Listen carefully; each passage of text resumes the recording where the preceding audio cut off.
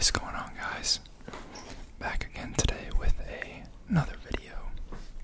Today we're going to be taking a look at a stock that a friend had mentioned to me.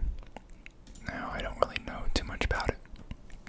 Don't know if it's going to be good, if I'm going to like it, but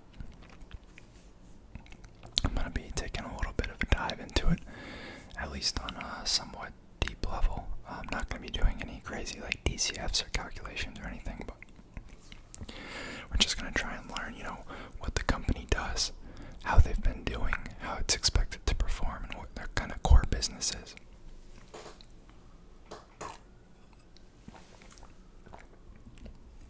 Now, as usual, I gotta say this, I'm not recommending you buy this stock. At this point, I know nothing about it, and even after the video, I still will only have a very shallow understanding of it.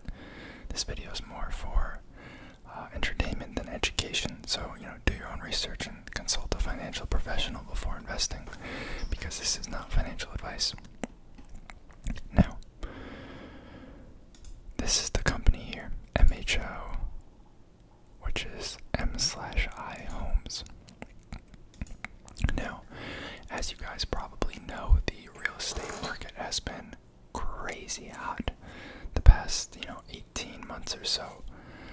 Pretty much anywhere you go. I mean, obviously there's some key cities that I think have seen a slight decrease in, population, but even a lot of the cities that people were originally claiming were, dead, have come back as good, if not better, than pre-COVID. So, this is a real estate company. Now, I'm not going to sit here and act like I know everything about it, because this is new to me for the most part. I just know they have to do with home construction. You can see it really took off here in the past. Actually, that's not even that crazy. Only up 33% in the past year. I guess this run up from 2019 to now is kind of what we see the most jump from. That's almost a doubling. Yeah, about a doubling.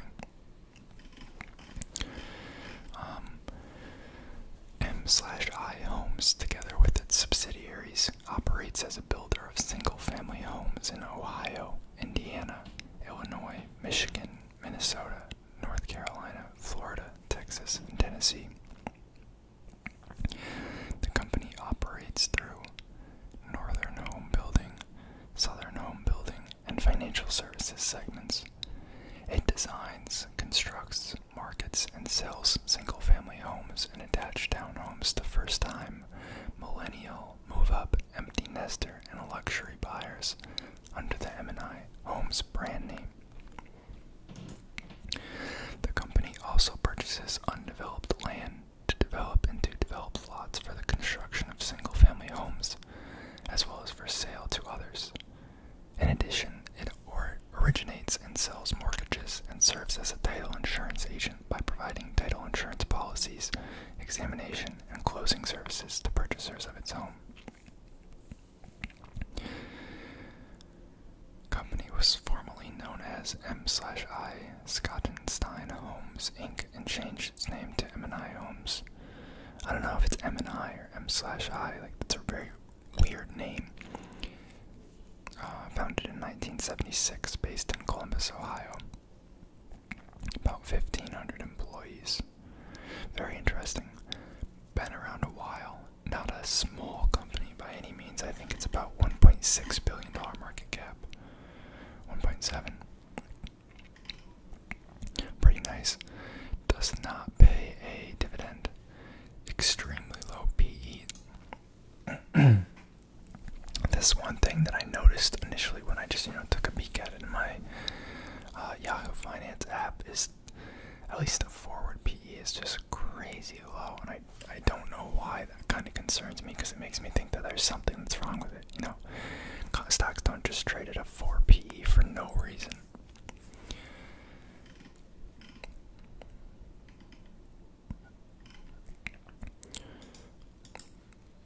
Let's see if we have any. Sweet. Didn't know if I was going to have any free articles left.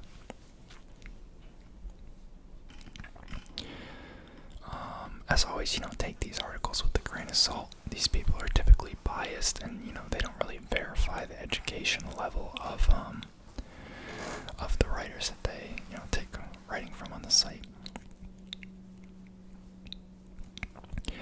MHO, I'm just gonna call it MHO from now on, is a cheap home builder whose market share is so small that investors should not be afraid of any problems of an overheated housing market. Furthermore, MHO is seeing success in capturing market share through the implementation of the Smart Series program.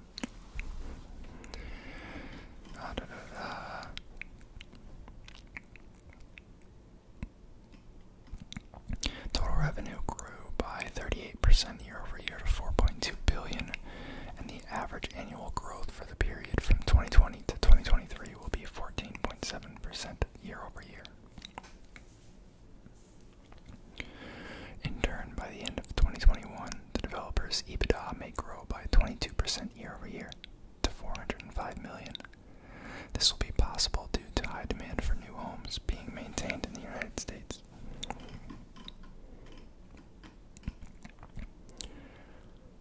96% of their revenue comes from their northern and southern regions. I don't know what else that leaves. I thought that was all the states they operated in. They build single-family private homes with total living space of no more than 350 square meters. Meters, bro. We're in the U.S. here, man.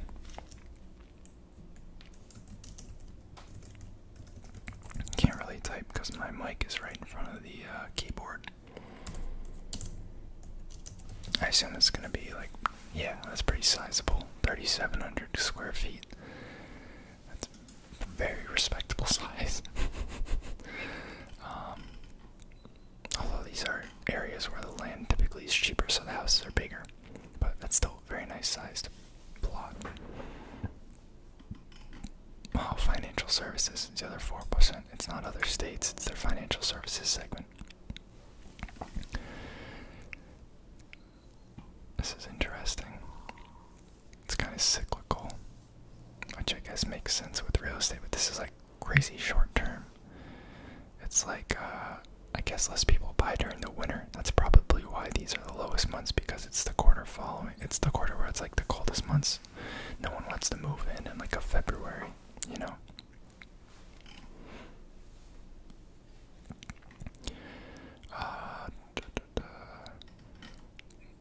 Obviously calling out the demand for housing, persistently low rates on mortgages, ratio of houses sold to houses for sale is crazy low right now.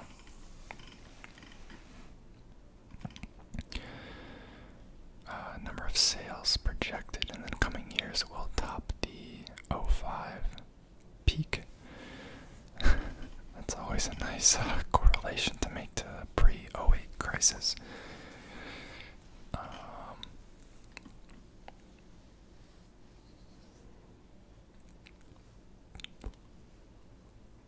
I guess they're saying that the states that they operate in, people are able to afford their mortgages. I think that's what this is showing, because they operate in like this section, and those are pretty good states by this picture.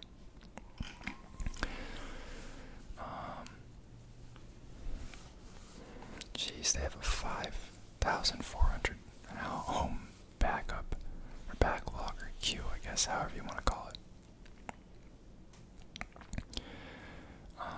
Oh, they're investing in the systems to make like the homes that you can just like construct out of pieces. Very neat.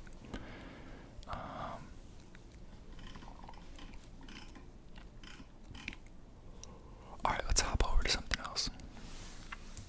Maybe we'll come back to that. Sorry if you guys hear someone going berserk with their engine outside. That is a pretty steady increase chart, not gonna lie. Obviously you can see a slight decrease here during the aftermath of the '08 crisis, but who didn't see that? Got net income actually becoming pretty profitable. Tough time after '08, obviously.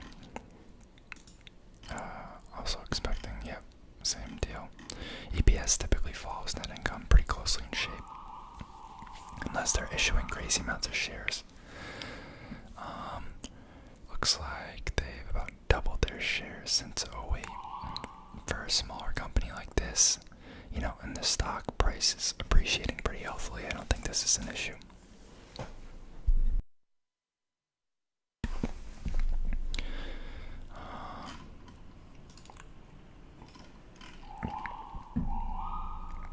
Stupid siren outside.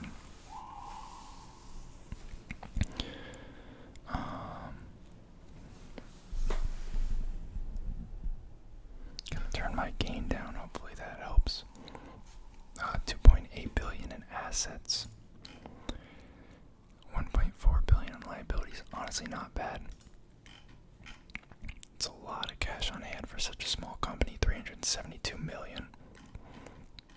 Wonder if that's just for a reason, for some sort of one-time purchase. And then not the highest margins, but you know, it is construction and like real estate, and they're not actually, like, they're selling them, they're not renting out, so you kind of do large volumes. You saw their revenue was actually like double their market cap. So the reason they don't trade higher is because they have a very low margin. It's almost like a Walmart. Walmart is, I think, does the most revenue in the entire world, or if not, they're, you know, close second. At least in the U.S., I believe they're the biggest. But if you look at, you know, the breakdown by market cap of the largest companies in the U.S., they're nowhere near the top, because their margins are so low that I think they probably sitting at like $500 billion valuation, and you have companies like Apple and Amazon and Google like in the trillions, Microsoft, because they have solid margins. You know, would you rather, yeah, sure, Walmart makes buku bucks, crazy billions more than anyone else, but you know, most of that goes to costs, so at the end of the day you're not left with as much as you'd think, so it's not as impressive. But as a tangent, I want to see if their PE ratio has always been this low.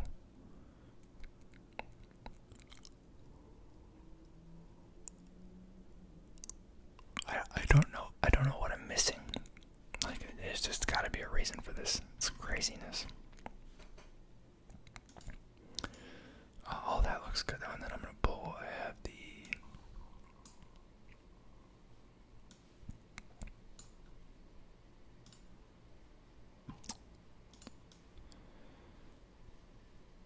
what the heck is going on with my monitor?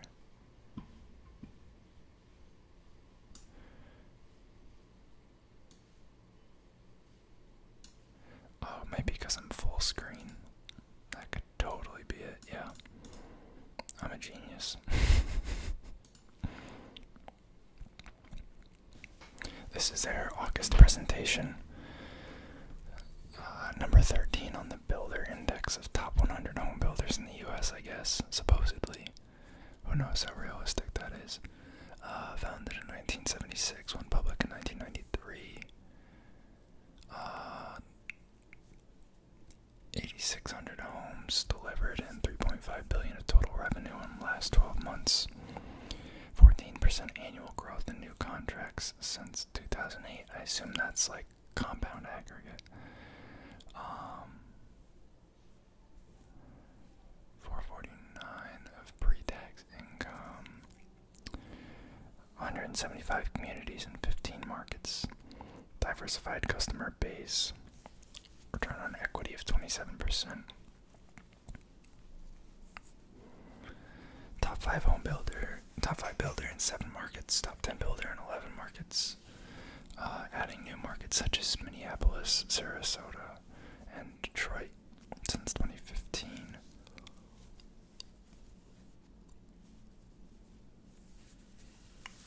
I guess they have 2 years worth of lots owned.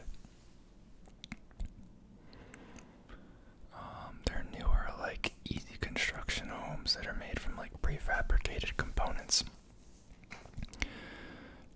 I guess grew 39% in Q2. I don't know how much actually sold of these, though. They're not giving us a total revenue number. I think that ASP, if I had to guess, is the average selling price for a home. That would make sense. But that doesn't really tell us anything about like what portion of their business this is. Maybe that's in the financial tables or something. 74% of their customers have a 720 credit score or higher.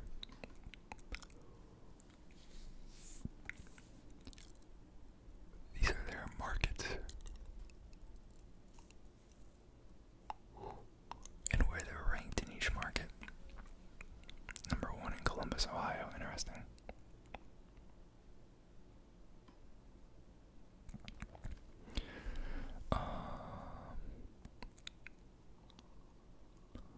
I guess they're just showing that they're focusing their permits on areas where job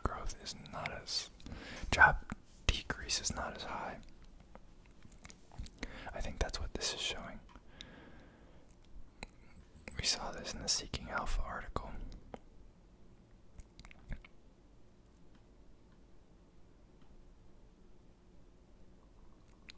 Increasing revenue, homes delivered, EBITDA, shareholder value. New contracts up 39% year over year. Homes delivered up 22%. Average selling price, I don't know why it's, down 1%. I'm actually surprised about that, considering real estate's been so hot. Although I guess this, for some reason, this ends December 31st, 2020. It doesn't include any of this year, which is very odd.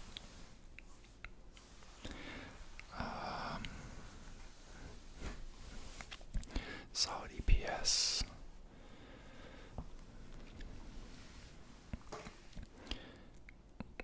Same stats, but now for 3 months and 6 months. Yeah, here we see the creep up in the average selling price. I don't know why the other one was so far back.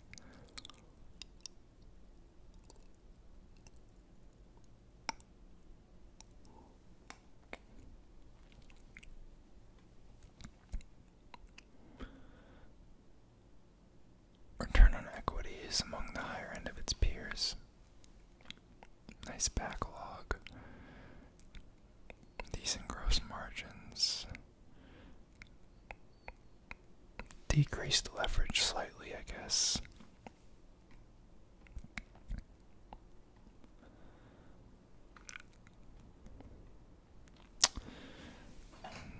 BB minus, double B minus.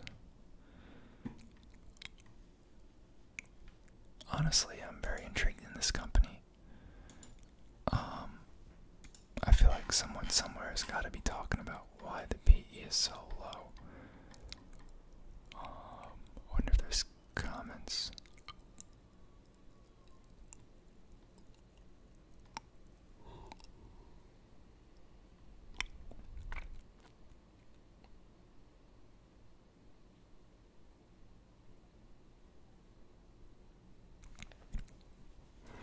Yeah, that's my question exactly, is how is this so low?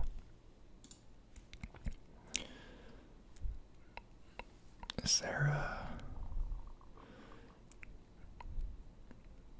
here's a bearish article, but it's from like 2 years ago. I need something that, addresses why it's so cheap. Let's try one of these 2 more recent articles. This one has 53 comments. Oh, I think they did have earnings and it wasn't like crazy impressive, I guess.